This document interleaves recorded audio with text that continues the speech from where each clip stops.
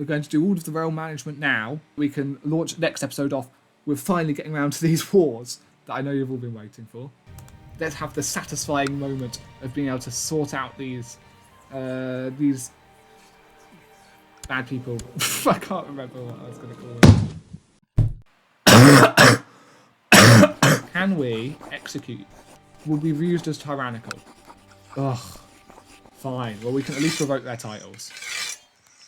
The Isle of Wight or Northampton. Well, this is our Northampton's actually in our capital duchy, which we've never held any of, other than Middlesex. So yes, 100% we are going to revoke the title of Northampton. They're now going to despise us, so we can't ransom them out and release them. Well, then we're just going to throw all of these traitors in the oubliette until they die. The Duke of Leinster. Revoke your titles.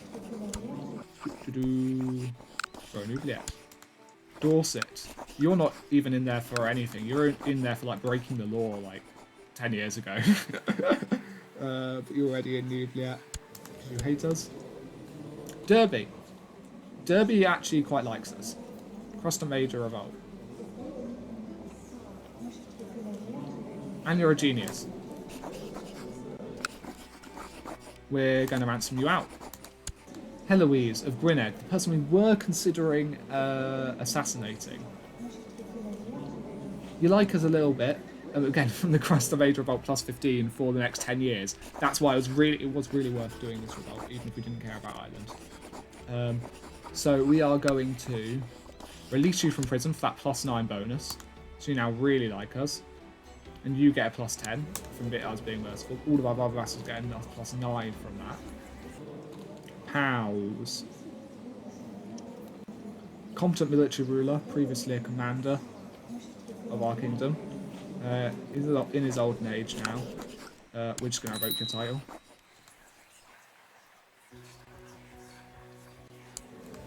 Oswin of Weiss. Absolutely getting revoked. We only get to revoke one title as a punishment though, and that's considered entirely sufficient according to our vassals. We don't even get to execute him. However, he now despises us, so you are going in the oubliette. The Isles up here, one of our tribal kingdoms. And we can also remove the Isle of Man or Moray. How did you get Moray? Sorry. We granted that out to this guy. What? Conquered as a claimant. Oh, for goodness sake. The Prince of Italy, the person we're trying to push to get Italy, got kicked out of Moray, right. And it seems for the Isle of Man, he was considered particularly an egregious offence. So it is valid for us to execute him. This is disgusting. We despise him, he despises us. Execute.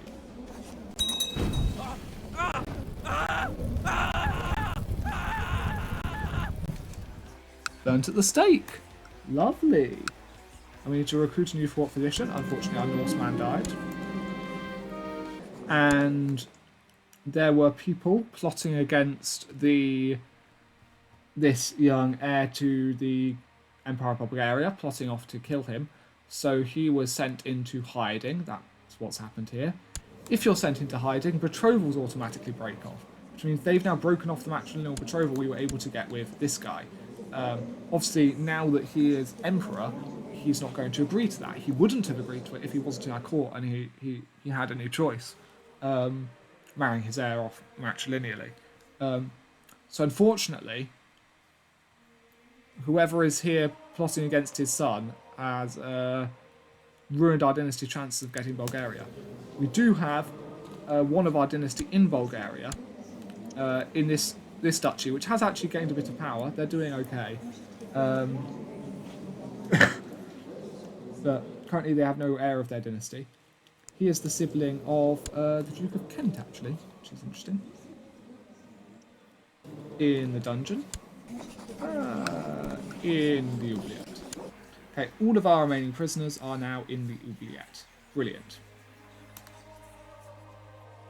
And we actually only gained 2 counties from that. We gained Powys and Northampton, both nice juicy counties. In fact, Powys is more valuable than our other Welsh county here, so we'll probably give that away. We'll definitely be keeping Northampton because that's in our capital duchy. That gets a nice plus 25% to its troops, which is good. Our capital duchy is these 4 counties here. Previously we've only held Middlesex. If we go on to the realm map mode, one of the things the realm map is very good for is tracking down counties, because you can control click in order to break it up. And then we can see Britannia. We control these personally, this personally, this personally, and this personally. We also control Chester, and that is the 6 that we should be keeping. Right, those are the 6. They're nice and together down here. Reasonably nice, valuable Welsh or English counties. We also have Moray up here, and this one which we took from Norway. And in order to, we want our dynasty to be on every kingdom title, right? For the procedure of our dynasty. So we're going to usurp the title of the Kingdom of Scotland. That's going to shatter this into individual counties. We can't declare war on this person. He was the King of Scotland. We have a truce with him. But now, his vassals here, Moray and Artol, are up for the pickings. So we can make a king in Scotland. There is a murder plot to kill this brilliant son of mine, our first son, and it's got quite a lot of supporters. Firstly, we're going to demand that they all stop blacking this plot.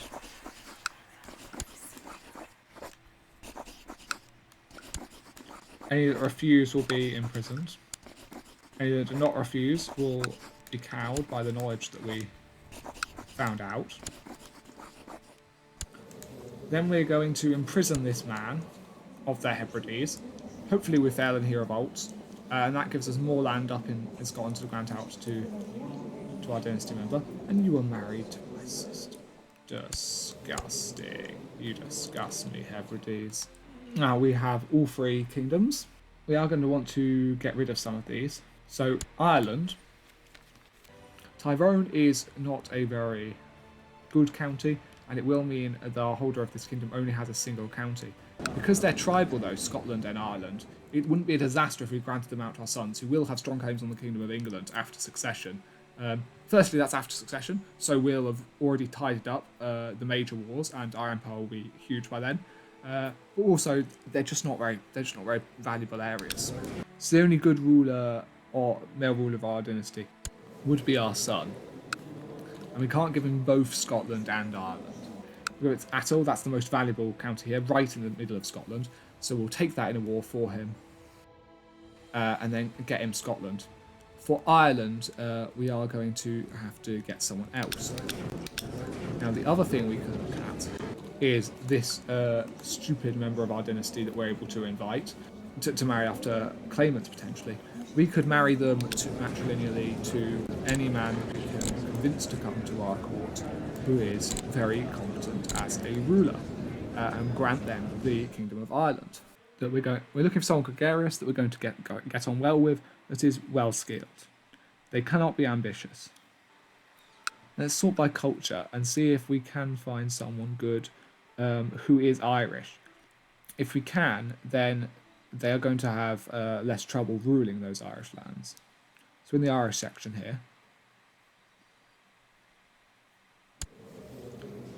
the Chancellor of the Irish Band, it's mercenary company. Good, very good diplomat, decent soldier, gregarious, like us. That's what we're looking for.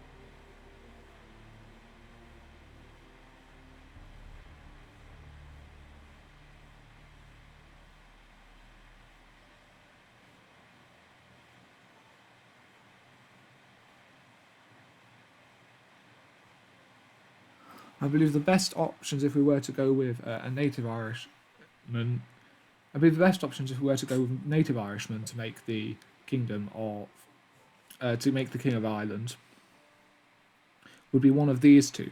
However, they're very old, so they're unlikely to have heirs with the person we marry them to. So that doesn't work. So we're not going to go with someone Irish to rule Ireland. There aren't good options, unfortunately.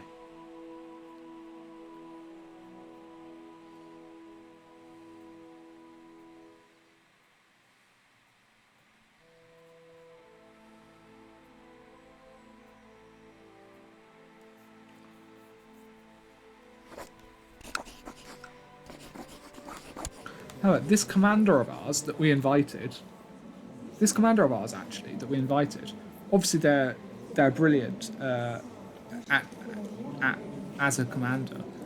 They're also really quite competent at diplomacy. They're good at stewardship. They're good at intrigue. They're a good all-rounder.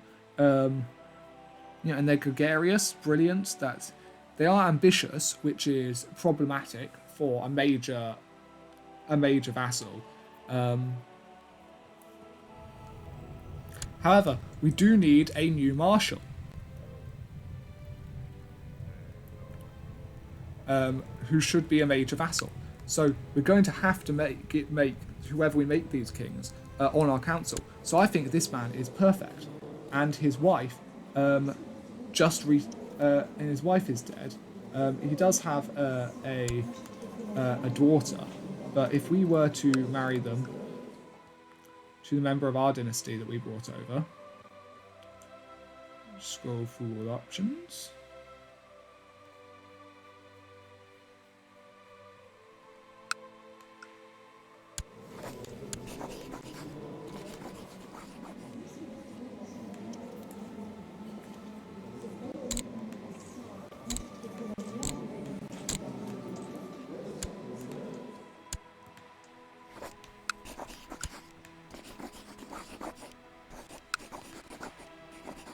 So if we are to arrange a marriage between this member of my dynasty and this man, matrilineally, they will lose 400 prestige from marrying a courtier. However, it's important that they're a courtier when this happens, because then we have control over the marriage, and we can make this matrilineal marriage happen. Then after that has occurred, we can grant them these titles. Now, if he dies before he has a male child with this member of our dynasty, Ireland won't stay in our dynasty, unfortunately. First, the county of Tyrone. Then we're going to grant him the Kingdom of Ireland, which is plus 80, including all lower titles, so all of those duchies we seized. That's plus 220 opinion.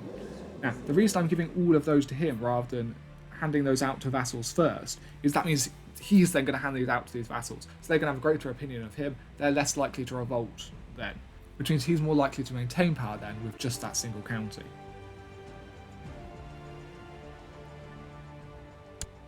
And he loves us so much, nothing could make us hate us, dislike us at all for the next 10 years. For 10 years, he's guaranteed to have 100 opinion of us. We could basically be however big of a tyrant we like, and he would still absolutely love us. However, we are going to get him onto the council because he's just brilliant. Actually, we're not going to get him trained troops there because there's a plague going on there at the moment. So let's get him mustering up troops in Chester. I don't want to send him down into a plague land. Now, for a long time, he's going to be extremely weak. But because, actually, all of his vassals are extremely weak. Most of them have just been wiped out from that revolt. And some of them are completely new. The only significant one is Dublin and Meath. But no one has any claims to press on the Kingdom of Ireland because we formed it.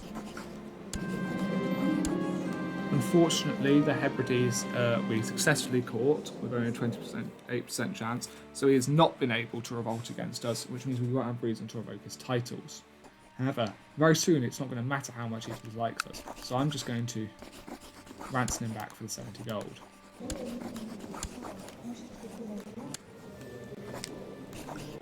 Actually, declare war on them before they join. They were allied, so They were allies, however, if we declare war on them simultaneously, they're not going to call each other in. So we'll get both of those counties when we win this war. And we're going to fight this just with our personal troops. The raised levies penalty is now going to be quite severe.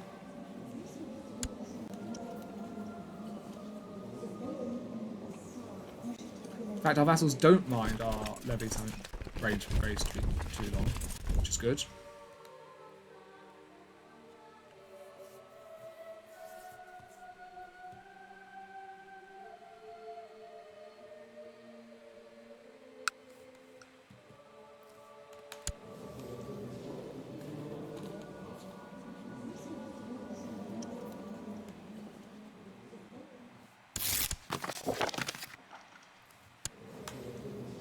And the Duchess of Cornwall will not withdraw their support for that person's plan that we just ended to kill our son, who we're about to make the King of Scotland. So absolutely, we're going to imprison them. And thankfully, we failed, and they revolted. So while those stuff's going on actually up there, we've just raised these troops. Let's send them down on here and reclaim Cornwall.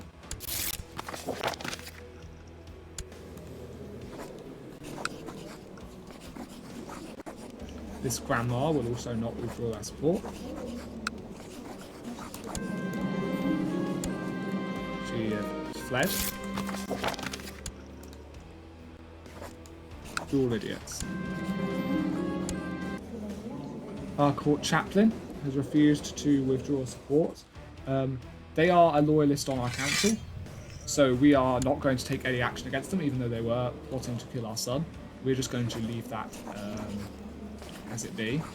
And a Jewish exile who is a renowned physician and a scholar has offered to become our next court physician, which is brilliant. So hopefully that will keep us alive long enough. At this point, I am going to shut the gates for this disease, and he doesn't need to be leading armies. This is not an important war.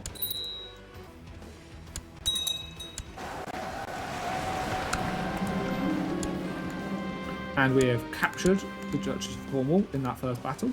Brilliant. We were trapping them, just swooping in. They didn't have any escape to, really. So enforce peace. As they have revolted, we get to revoke their title, Duchy of Cornwall. And even the County of Cornwall. And in fact, we're going to invest in getting that upgrade started with our money, because it's going to take him a little while to build up enough of a treasure to be willing to do that. So it'll just help him secure his power, so that it's more likely to pass on to heirs of our dynasty. For the Duchy of Cornwall, we have Siegbert Edwardson, the brother of the Duke of Kent and of Montaigne.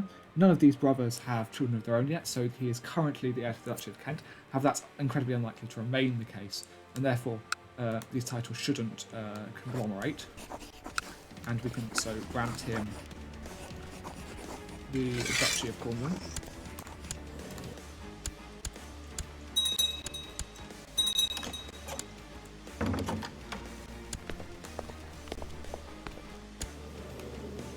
Now, the Queen of France, this 12-year-old child, very sensibly trying to get a non-aggression pact with us by arranging a betrothal with our son.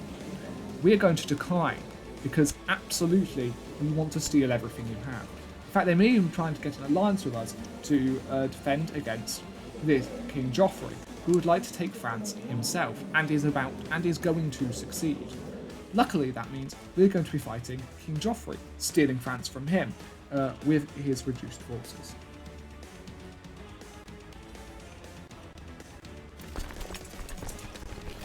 Well, how long's recording gone off now? Recording is just 20 seconds past 3 hours at this point. Oh, God. That's a convenient time to have checked.